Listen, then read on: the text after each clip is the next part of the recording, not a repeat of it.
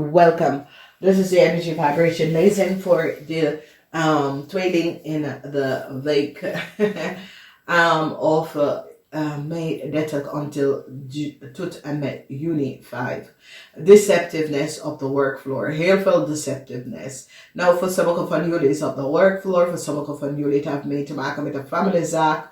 Heel veel van jullie komen achter dat er was heel veel fraud in a family zaak. Mensen recognize that a family of fraud could create. Dan, we kijken de situatie in a bank financial institution, a huge bank financial institution, a tower moment, omdat mensen recognize dat mensen in deze bank financial institution creëer double documentatie. En nou mensen komen achter en recognize dat ze gebruiken mensennaam en creëer double documentatie. En dit wordt opgelost vanwege daar een groot onderzoek wordt geplaatst. En mensen gaan nou achterkomen dat documentatie en informatie was gedoubeld in een bank financial institution. Ik ken een verzekerde maatschappij. Ik ken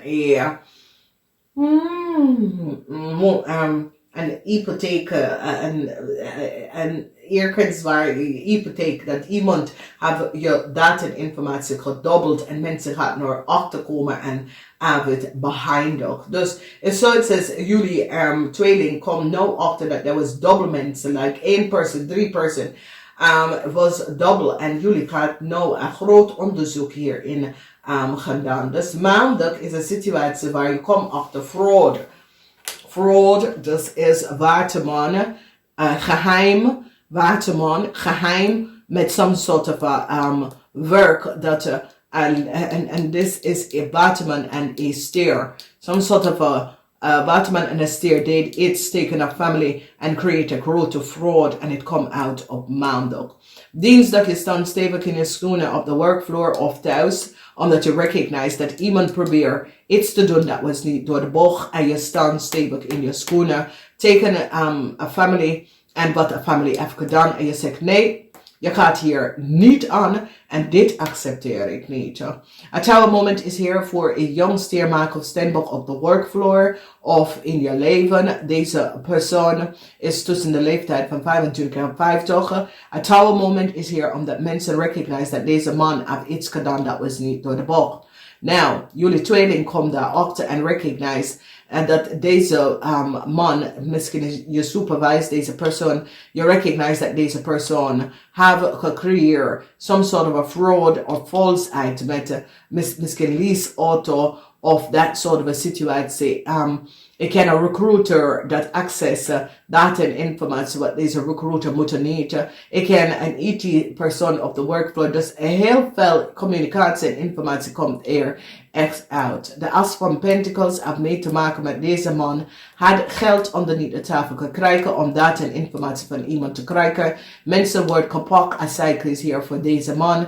Omdat mensen komen achter wat deze man heeft gedaan. En hoeveel geld deze man heeft verdiend om some sort of a reisdocumentatie, informatie over iemand auto's echt door te geven aan iemand. En mensen pakken deze persoon voor wat ze heeft gedaan. Data en informatie opgeleverd en mensen recognize dat was heel veel fraud.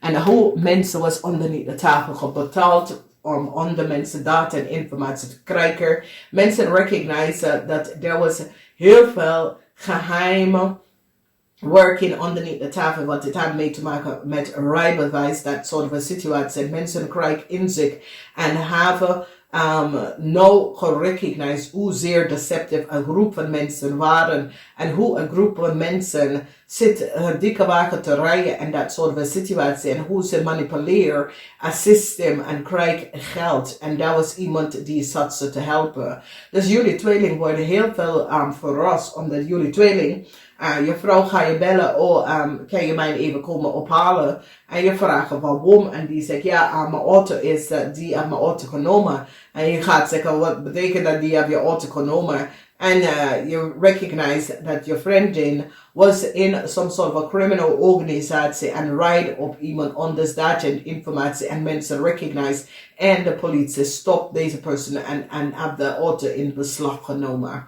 Dus zeer, zeer groot ontbonden, want in de weekend je gaat nou recognize dat deze person heeft geen rijbewijs, maar iemand een kopje van iemand anders data en informatie aan deze person gegeven. En dames en heren, als je weet, de fraud dat gebeurt, en this is a crave person, this is a crave buitenland, the person wordt opgepakt om en ze auto in beslag genomen vanwege doordat ze rijden onder iemand anders en onder Nederlandse person data en informatie. En ze wordt opgepakt en de auto wordt in beslag. Okay? Now, this is a buitenlander person die komt van Afrika of zo, of wherever.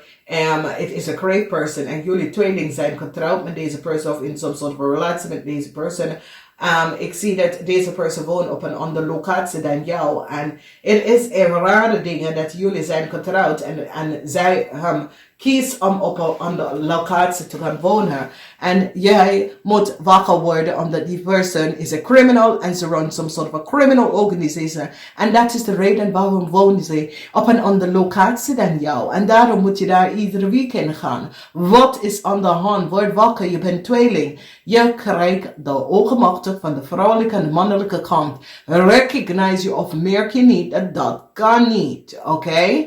Dus je wordt like een slinger gedragen door deze buitenlandse vrouw. Omdat deze buitenlandse vrouw is connected to some sort of a criminal organisatie. En nou de mensen gaan wel zien dat deze buitenlandse vrouw gebruikt je ex-vriendin data en informatie. En zat daar met de ex-vriendin informatie om te rijden. En nou de politie stopt haar en alles is in beslag genomen.